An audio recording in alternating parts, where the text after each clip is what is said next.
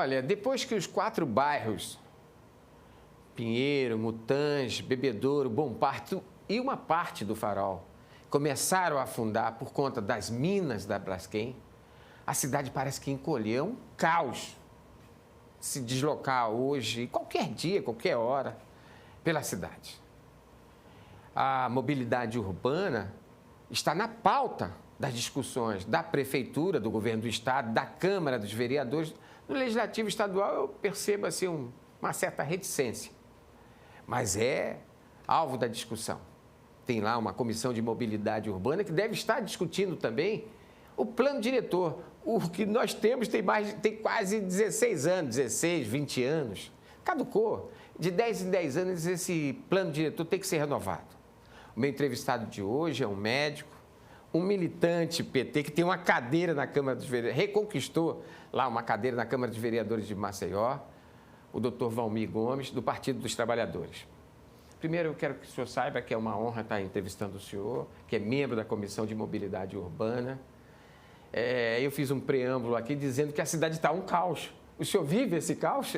Muito obrigado por o senhor estar aqui com a gente. Não, o prazer é imenso de estar aqui no programa Conjuntura, sendo entrevistado por você, Arnaldo, um jornalista que nós respeitamos muito pelo seu trabalho, pela sua coerência e que engrandece o jornalismo alagoano. Por isso, a gente fica aqui à sua disposição. A cidade não encolheu, não, né? Ela, de certo ponto, encolheu, mas ela também se expandiu, né? Para um pouco do seu lado rural. Maceió tem uma área rural bastante extensa e com essa catástrofe que foi a ação nefasta da Braskem nesses bairros, ela repercutiu em toda a cidade. E é uma problemática que todos nós devemos... Quer dizer, perdemos 4 bairros, como o senhor disse agora. Nós perdemos 4 bairros. Por outro lado, a cidade está crescendo para onde era a zona rural, né? Ali aquela parte do Benedito Bentes, mais ao norte daquela região do Benedito Bentes, perdeu uma área de mata atlântica. Este é o preço? E eu considero que a Câmara tem uma responsabilidade grande, né, em repensar a cidade de Maceió, buscar alternativas, construir caminhos para que a gente possa dar dignidade ao cidadão maceioense e à cidadã maceioense e que a gente possa construir uma cidade saudável, uma cidade que seja humana para que todos nós possamos viver com dignidade.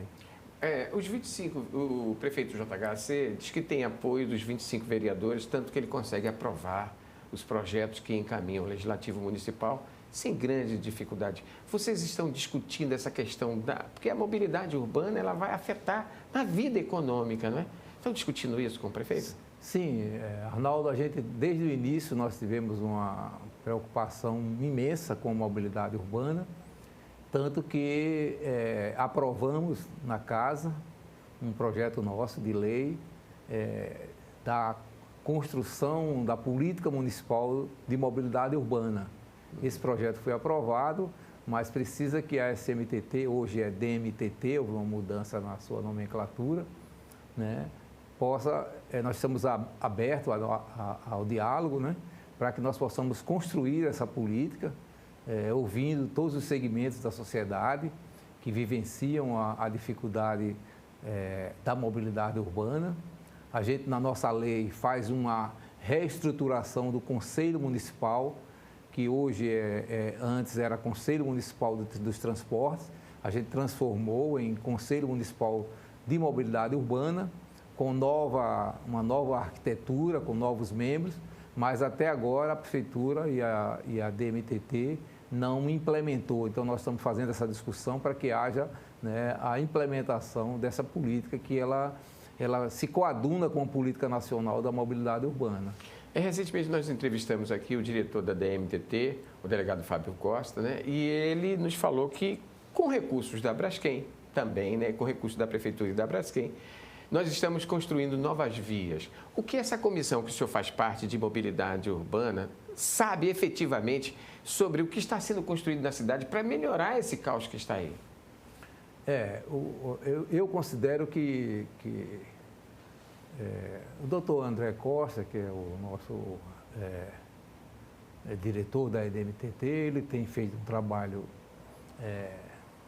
interessante, mas eu considero que é possível uma melhor inter-relação com a Câmara, né, com a Comissão de Assuntos Urbanos, para que a gente possa fazer um trabalho conjunto, ouvindo as diversas vozes da sociedade, porque às vezes parece-me que a Prefeitura apresenta projetos sem auscultar a sociedade, sem ouvir a sociedade, e isso às vezes cria um certo transtorno, como foi a situação do Vera Arruda, né? Quando houve uma tentativa de abertura das ruas e houve uma mobilização. Sem discussão com a sociedade. Que terminou na discussão com a sociedade e com a Câmara.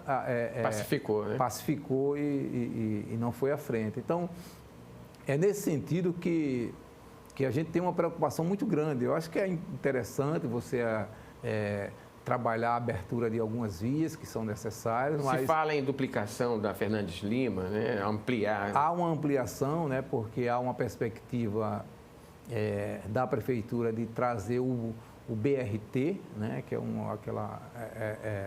modelo que o Rio de Janeiro apresenta, não só o Rio, mas algumas cidades.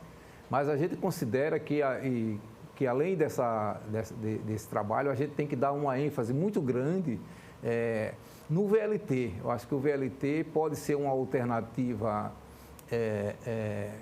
muito importante para o deslocamento de grandes contingentes da população. E a preços mais... E a um preço mais acessível e sem poluição, sem causar destruição da natureza e proporcionando um deslocamento saudável dos cidadãos. Eu conversando recentemente com os diretores da CBTU, e eles me disseram que já ganharam uma causa, quer dizer, não chegou nem tramitando na justiça, porque foi fechado um acordo que a Braskem vai bancar 1 bilhão e 200 milhões de reais na construção dessa nova linha para o VLT, numa nova rota, que por lá é praticamente impossível. Essa proposta da CBTU já foi discutida com a Câmara dos Vereadores ou é outra coisa que vai chegar de paraquedas e quando vocês perceberem já está no ar? Não, a gente tomou conhecimento dessa proposição da CBTU, porque quando realizamos as nossas audiências públicas externas para discutir, para ouvir a população, a discussão do plano diretor, em uma das audiências, houve a presença de uma pessoa da CBTU, que apresentou esse projeto, né? Ele contempla isso que o senhor estava defendendo agora? Em linhas gerais, contempla, né? Há uma perspectiva de que essa ampliação seja uma bifurcação ali do centro Jaraguá. Ele faria uma bifurcação no Salgadinho e chegaria até o shopping, né? Sim, e cortaria a parte alta. E a gente tenta construir, eu acho que é importante uma discussão com o deputado federal Paulão, com a bancada federal aqui de Alagoas, para que a gente possa buscar recursos no governo federal e ampliar essa linha até o Benedito Bentes. Só lembrando que o deputado Paulão é o coordenador da bancada federal de Alagoas e é também membro do diretório estadual do PT, do Partido dos Trabalhadores aqui no estado. Deputado federal Paulo Fernando dos Santos. Mas, vereador, a cidade a curto prazo ou a médio prazo, os próximos 2 anos, tem obras previstas para melhorar essa mobilidade, principalmente de quase 1 milhão de trabalhadores, né? Que tanto daqui, né? 500 mil daqui, 350 mil carros que ficam atordoados buscando uma saída. Qual é a solução a médio prazo? É essas duplicações de vias? A perspectiva da Prefeitura é trabalhar na perspectiva dessas ampliações de vias, né? Isso é interessante, traz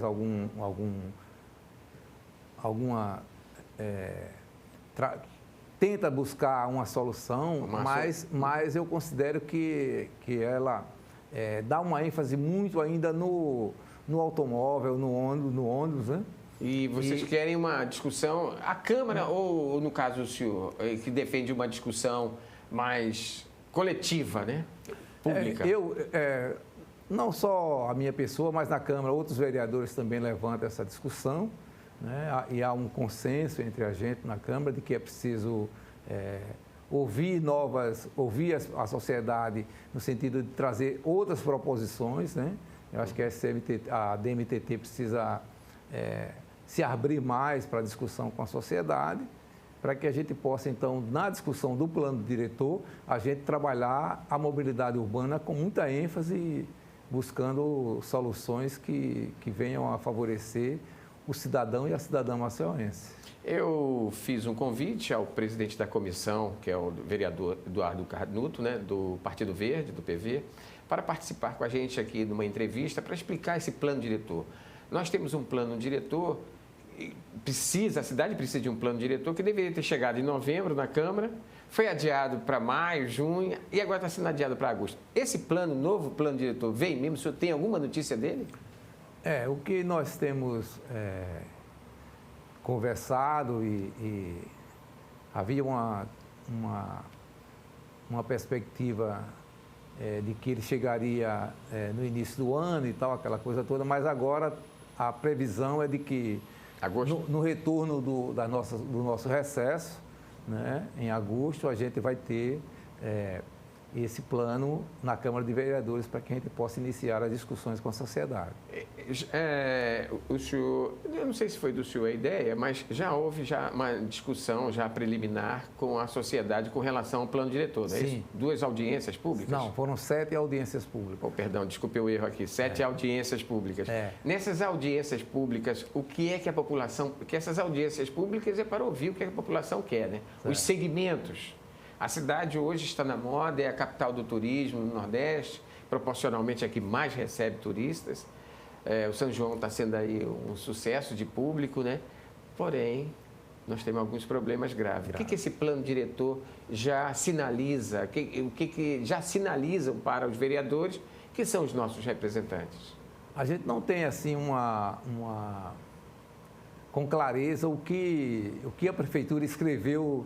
Ou o que está pensando sobre o assunto. A gente fez uma discussão, uma audiência pública na Câmara mesmo, no auditório da Câmara, e lá, perante a população, eles fizeram a proposta de que nós pudéssemos diversificar essas audiências. Então, nós fomos aos bairros, fomos a Ferno Velho, Benedito Bentes, aqui em Cruz das Almas,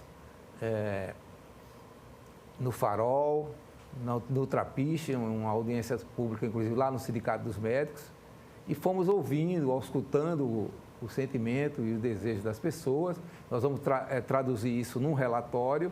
O que o senhor já sentiu? O que as pessoas... Mas eu não sei se clamam ou se reivindicam. A população reivindica muito os serviços públicos nos seus diversos bairros, né? Por exemplo, saúde? Saúde, unidade de saúde, porque a cidade cresceu, como a gente falou, com a destruição desses bairros, cresceu para o Benedito Bentes, para a cidade universitária, e os serviços públicos não acompanham isso. A estrutura ainda é a mesma. A estrutura ainda é a mesma. Então, creches? Creches também é outra... Quantas creches a Prefeitura tem nos bairros? São poucas ainda. As creches precisam muito de creches, né? O São Jorge reivindica creche, Ferno Velho reivindica creche, e outros bairros reivindicam. Então, há essa necessidade, então a população também... Habitação popular. Outra reivindicação, uma das reivindicações apresentadas pela população é de que a gente possa levar habitação popular no centro da cidade, ou seja, revitalizar o centro da cidade. Há um projeto antigo que até pensou em fazer isso, revitalizar o centro da cidade, que durante o dia seria comércio e à noite aqueles prédios poderiam ser ocupados. Isso chegou, essa discussão já está lá? Essa discussão chegou nas audiências públicas externas, mas a gente não tem conhecimento se o projeto que vem da Prefeitura, ele traduz esse aspecto. Formata esse pensamento. Formata esse pensamento. Se não, nós vamos fazer proposições, emendas, para que a gente possa inserir as reivindicações da população dentro desse plano diretor. Essa comissão que o senhor faz parte, né, que é de assuntos urbanos, além da questão da mobilidade, ela está atenta a outros problemas? Sim, essa é uma comissão que tem uma responsabilidade, uma abrangência grande, né? Questões da infraestrutura, a gente tem dificuldades na infraestrutura, né? A questão do saneamento. Do saneamento. Da periferia. A periferia, por exemplo, as grotas da cidade que precisam de uma atenção especial. Nós temos um bairro, não é um bairro, mas é uma comunidade que está inserida no bairro Petrópolis, que é Xanova, e que o deslocamento para você chegar ao bairro, as pessoas têm dificuldade imensa, né? A via de transporte não é pavimentada, quando chove é um transtorno imenso, né? Eles têm dificuldade, inclusive, do táxi, do Uber, de se deslocar, de conseguir uma viagem para Xanova, porque você não tem uma via segura, né? Então, os motoristas têm preocupações com assalto e outras coisas. Então, você vê, dentro de Maceió, ali próximo a Fernandes Lima, você tem uma comunidade imensa, com em torno de 5.000 pessoas ou mais, e que a sua mobilidade urbana é prejudicada. Além desses problemas de infraestrutura, né? O transporte coletivo está na ordem do dia dessa discussão? Sim, o transporte coletivo é uma outra discussão também. O presidente da DMTT, o delegado André Costa, falou das mudanças de novos carros, né? Alguns até com ar-condicionado. Atende essa demanda de passageiros? A gente a gente percebe que há um esforço da prefeitura, principalmente da DMTT, em buscar alternativas, mas só trabalhar o modal ônibus não vai dar solução aos problemas, né? A gente vai ter que ver os diversos modais que podem contribuir na discussão da mobilidade urbana. Então, o táxi é importante, o Uber é importante. Então, como inserir esses vários segmentos, e aí o VLT surge com potência, porque é importante que a gente recupere a linha férrea, né? Uhum. Não só em Maceió, mas em todo o Brasil é preciso, né? Para que a gente possa melhorar o ar que nós respiramos e transporte de grande contingente de população. São esses exemplos que a gente vê em outras cidades, como o metrô, o trem sobre superfície, né? Então, são essas alternativas que a gente tem que buscar. Em conversa com alguns diretores da Braskem, eu tive a informação de que, além que eles vão investir 360 milhões agora nesses projetos de mobilidade urbana, como duplicação da Fernandes Lima, do Valdemar Monteiro, criando novas vias para fluir o trânsito melhorar a mobilidade urbana, que está um caos, principalmente nos horários de pico, né? E fala em 1 bilhão e 200 milhões de reais no VLT, no antigo trem, né? Que vai até, faz a ligação de Maceió a Rio Largo. Né? Esse dinheiro indeniza a cidade pelos transtornos que nós perdemos aí 4 bairros e... Não, eu acho que esse montante ainda é insuficiente. Essa discussão vocês estão desenvolvendo? Nós estamos trabalhando,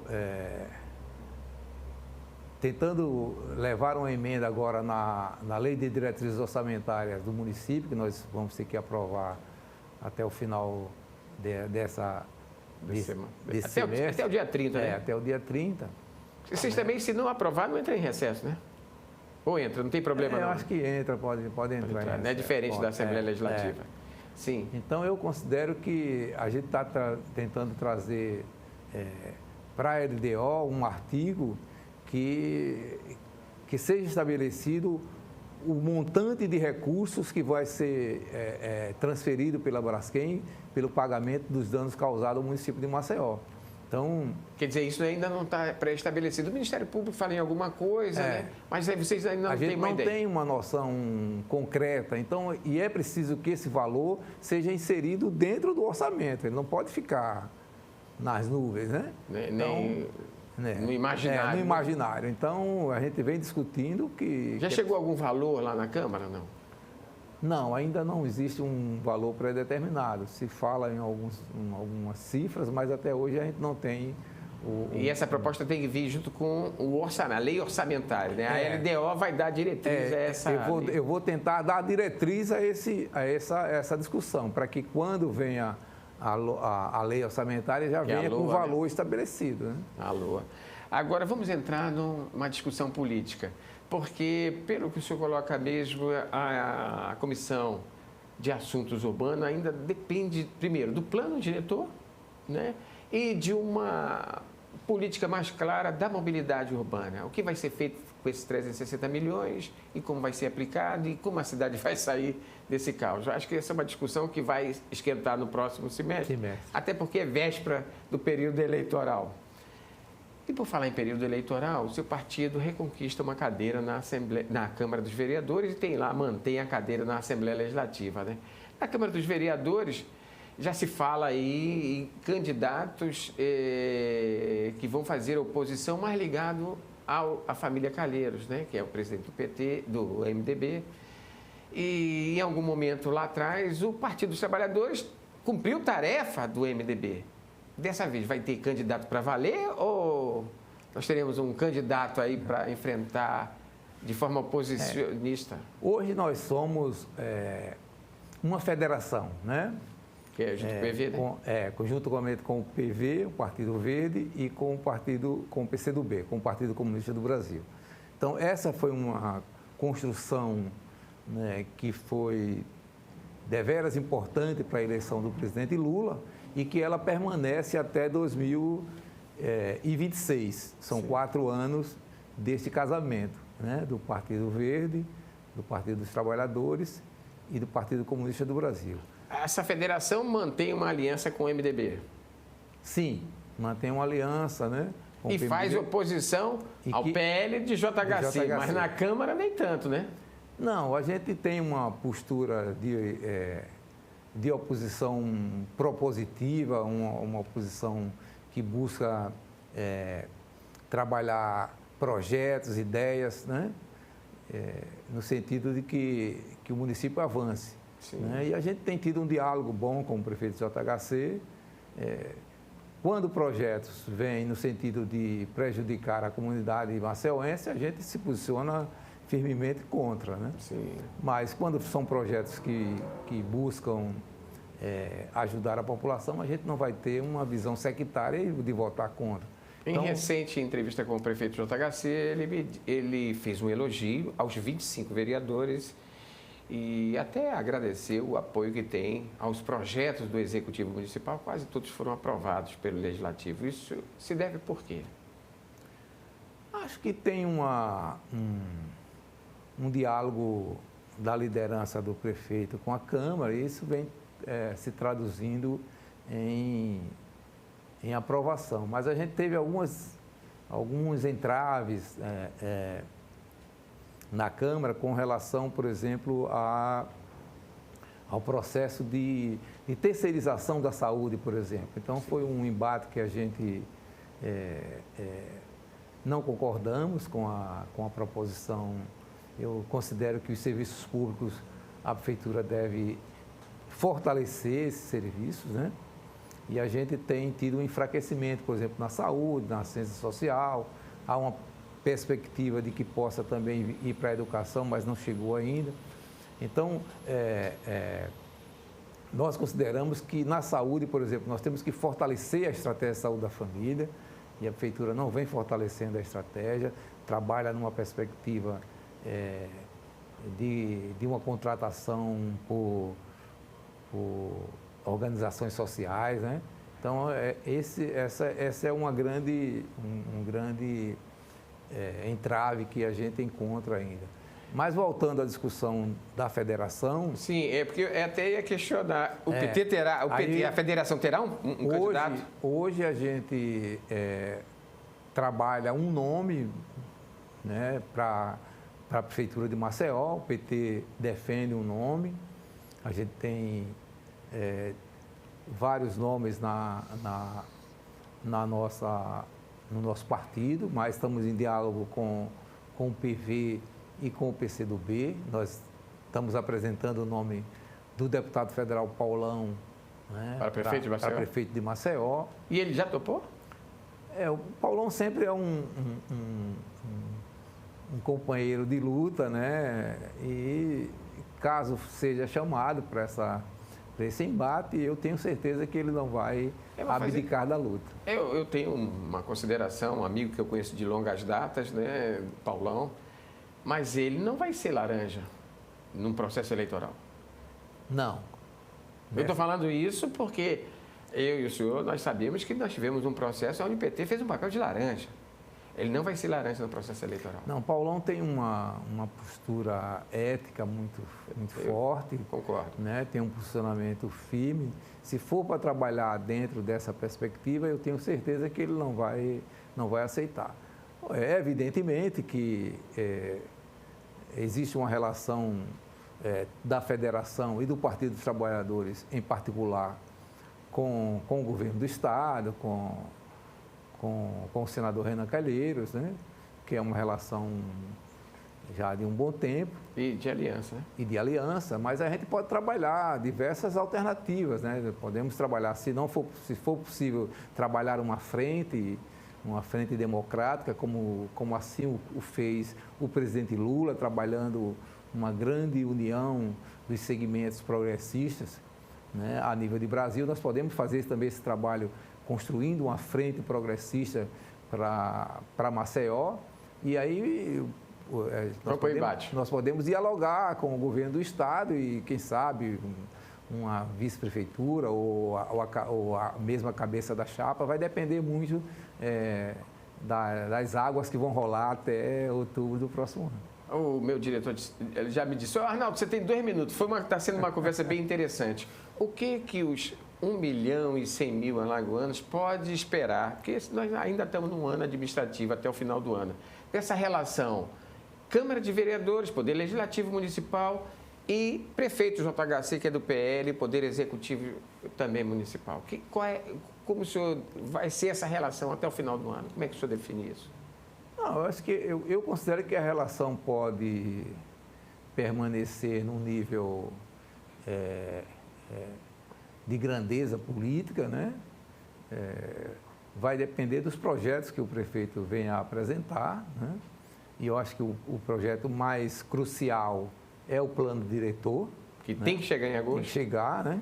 E a gente vai ler esse plano, vai entender, né, se é uma proposta que se coaduna com as necessidades, com os anseios, com os desejos, né, do cidadão e da cidadã maceiense, né? Se ele for assim, eu considero que a Câmara terá uma relação produtiva. Se não, a gente vai ter um embate para que as vozes e os desejos da população sejam apresentados.